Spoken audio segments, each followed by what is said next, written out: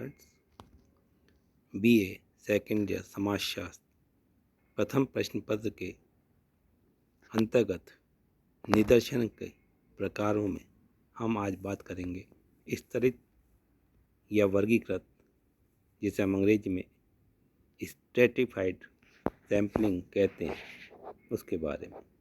मैं पीयूष कुमार गुप्ता, सहआचार्य समाजशास्त्र, राजकीय महाविद्यालय केकड़ी। इससे पूर्व हमने 2 वीडियो में दैव निदर्शन तथा सविचार निदर्शन की बात की थी। जहाँ दैव निदर्शन संभावित निदर्शन का प्रकार था, वहीं सविचार असंभाविता प्रकार का निदर्शन था। आज हम संभाविता निदर्शन के ही एक दूसरे तरीके को, दूसरी प्रणाली को हम अध्ययन करेंगे, जिसका नाम है स्तरित दैव या वर्गीकृत निदर्शन, स्ट्रेटिफाइड रैंडम सैम्पलिंग। संभावित निदर्शन की पद्धति के रूप में यह विधि दैव निदर्शन और सविचार निदर्शन का मिश्रित रूप है, अतः इसे मिश्रित निदर्शन भी कह सकते हैं। इस विधि का प्रयोग दैव निदर्शन और सविचार निदर्शन दोनों के लाभों को एक साथ प्राप्त करने के लिए किया जाता है। इसमें सर्वप्रथम समग्र को विचारपूर्वक कई सजातीय वर्गों में विभाजित कर दिया जाता है और उसके बाद प्रत्येक वर्ग में से निश्चित संख्या में दैव निदर्शन विधि से इकाइयों का चुनाव किया जाता है। जब हमने दैव निदर्शन की बात की थी तो वहाँ पाया था कि यदि समग्र हमारा सजातीय इकाइयों वाला है, तब दैव निदर्शन करना उचित होता है। किंतु समाज में हम पाते हैं कि सजातीय समग्र होना बहुत कठिन है। यहाँ अधिकांश अनेक प्रकार की विभिन्नताएं विजातीयता के रूप में विद्यमान है। तो ऐसी अवस्था में अनेक अध्ययन हमारे नहीं हो सकते।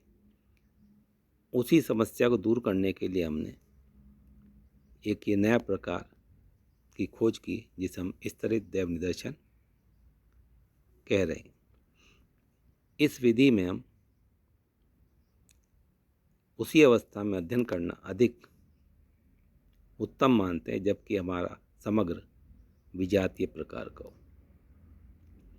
इस विधि का प्रयोग करते समय हमें इकाइयों के समान लक्षण देखने। जिन इकाइयों के समान लक्षण हों उन्हें एक वर्ग के अंतर्गत रख लिया जाता है और फिर प्रत्येक श्रेणी से सरल दैव निदर्शन द्वारा इकाइयों का चयन किया जाता है। यह हो सकता है कि सभी वर्गों में इकाइयों की संख्या बराबर न हो। ऐसी स्थिति में हमें समानुपातिक या प्रोपोर्शनल तरीके से प्रत्येक श्रेणी की इकाइयों की संख्या के आधार पर समान अनुपात में अध्ययन करना होता है। अनेक बार हम असमानुपातिक भी हो सकते हैं। इस विधि के अंतर्गत प्रत्येक श्रेणी से निश्चित संख्या में इकाइयों का चयन किया जाता है, चाहे उनकी संख्या में कितना भी अंतर क्यों न हो। इस प्रकार के निदर्शन में समग्र का प्रसार कम हो जाता है और यह अधिक प्रतिनिधित्व करने वाला बन जाता है। स्तरित निदर्शन विधि का प्रयोग करते समय हमें निम्नांकित सावधानियां बरतनी चाहिए। समग्र की सभी इकाइयों की विशेषताओं को ज्ञात करके उसे उनके आधार पर विभिन्न स्तरों में वर्गीकृत कर लेना चाहिए। प्रत्येक स्तर का आकार इतना बड़ा अवश्य हो जिसमें से निदर्शन हेतु इकाइयों का चयन किया जा सके। यानी हमें जो वर्ग बनाने हैं विभिन्न गुणों के आधार पर, उनमें हमें इस बात का विशेष ध्यान रखना है कि वर्ग इतना छोटा भी ना हो कि उससे हम इकाइयों का चयन ही ना कर पाएँ।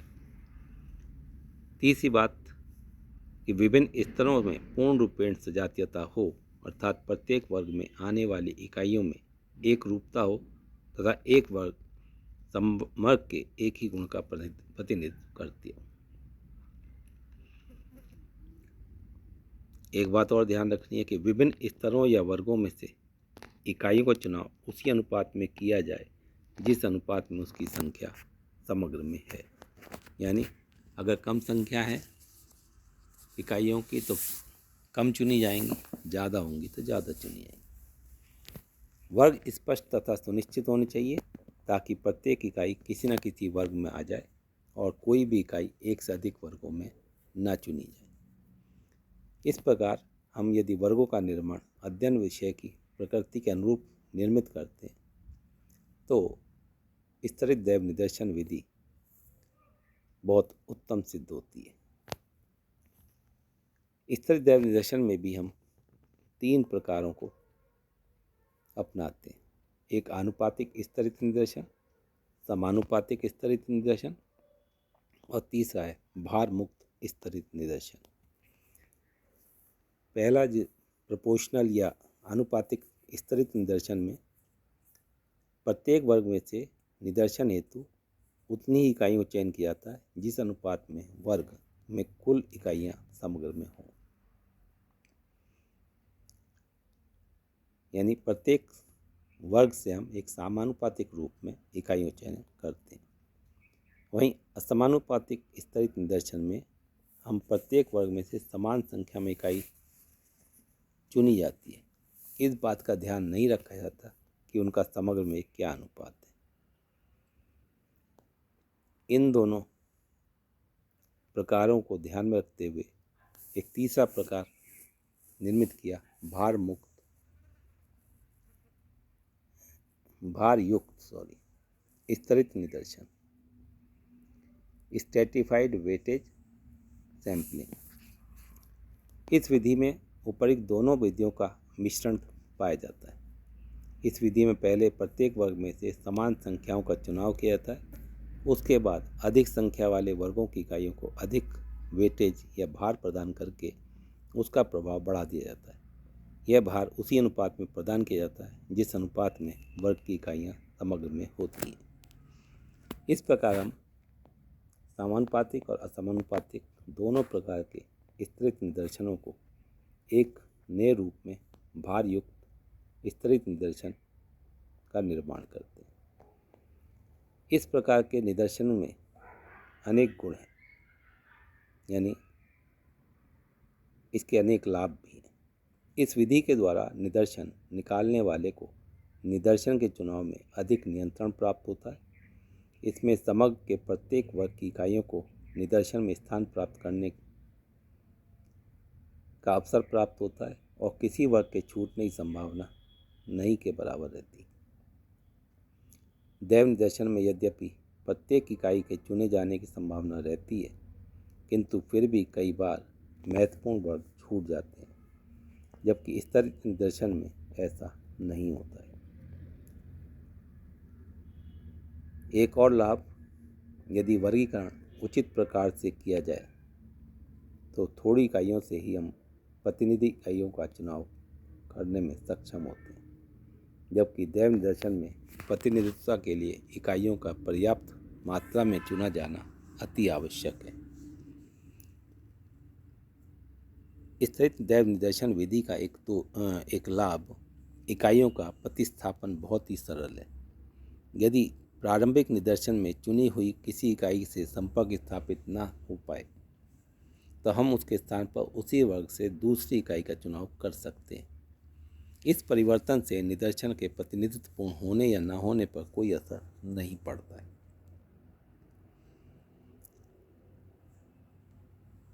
एक चौथा लाभ, स्तरित या वर्गीकृत विधि के द्वारा यदि हम निदर्शन करते हैं तो निदर्शन का चुनाव इस प्रकार से किया जा सकता है कि निदर्शन की अधिकांश इकाइयाँ भौगोलिक दृष्टि से केंद्रित हों।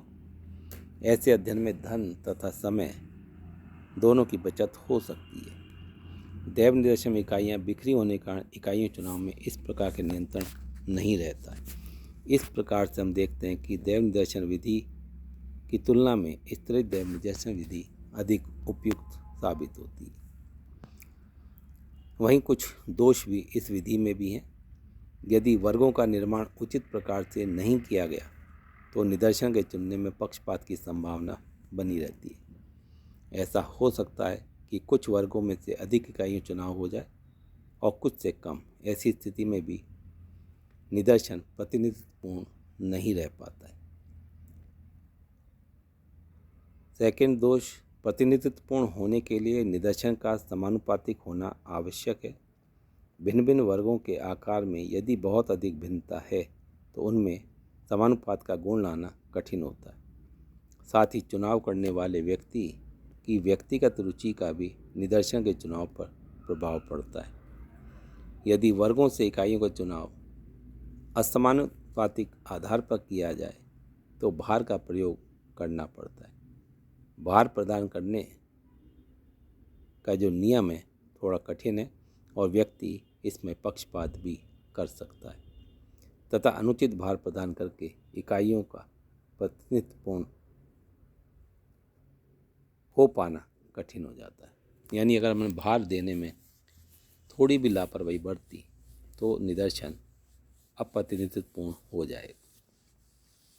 एक और दोष, स्तरित निदर्शन में एक गुण रखने वाली इकाइयों का एक वर्ग बनाया जाता है, किंतु कुछ ऐसी इकाई में होती हैं जिनमें एकाधिक गुण होने पर कठिनाई आती है कि उन्हें किस वर्ग में रखा जाए। परिणामतः हम इकाई के जो गुणों के आधार पर वर्गीकरण करते हैं उसमें हमें अनेक कठिनाइयाँ सामने आती हैं, क्योंकि समाज में विजातीयता होने के कारण एक ही इकाई अनेक गुणों से पूर्ण हो सकती है, इसलिए हमें उसका वर्ग निर्धारण करना भी कठिन हो जाता है। किंतु इन सब गुण और दोषों की अगर हम तुलना करें तो निश्चित रूप में स्तरित दैव निदर्शन विधि बहुत उपयोगी है सामाजिक अध्ययनों में। धन्यवाद।